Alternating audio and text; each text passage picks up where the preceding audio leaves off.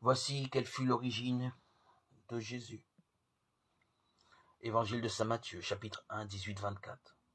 Après le livre des origines de Jésus-Christ, c'est une autre origine qui nous est maintenant présentée.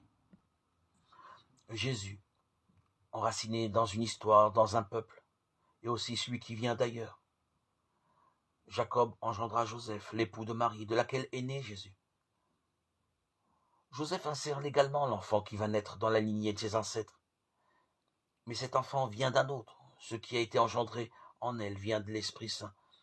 Joseph, l'homme juste, lui donnera son nom. Elle enfantera un fils auquel tu donneras le nom de Jésus. Nom significatif exprimant que l'enfant n'est pas un descendant comme les autres, enfermé dans les limites des possibilités humaines. Car c'est lui qui sauvera son peuple de ses péchés. Qui peut libérer du péché sinon Dieu même? La prophétie prend tout son sens. On lui donnera le nom d'Emmanuel, ce qui se traduit Dieu avec nous. Jésus s'inscrit dans une généalogie, mais il l'a fait éclater.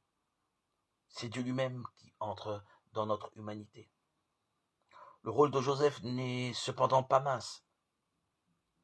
La psychologie moderne nous a révélé l'importance de l'image du Père pour structurer la personnalité de l'enfant.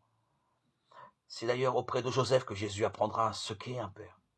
C'est en lui qu'il percevra le reflet humain de la paternité de Dieu. Lui qui saura si bien nous parler de son Père, n'est-ce pas, en regardant Joseph qu'il a fait l'expérience de sa tendresse paternelle? Qui d'entre vous, si son fils lui demande du pain, lui donnera une pierre? Ou s'il demande un poisson, lui donnera un serpent? 7, 9, 10. Il a appris que les pères de la terre savent donner de bonnes choses à leurs enfants.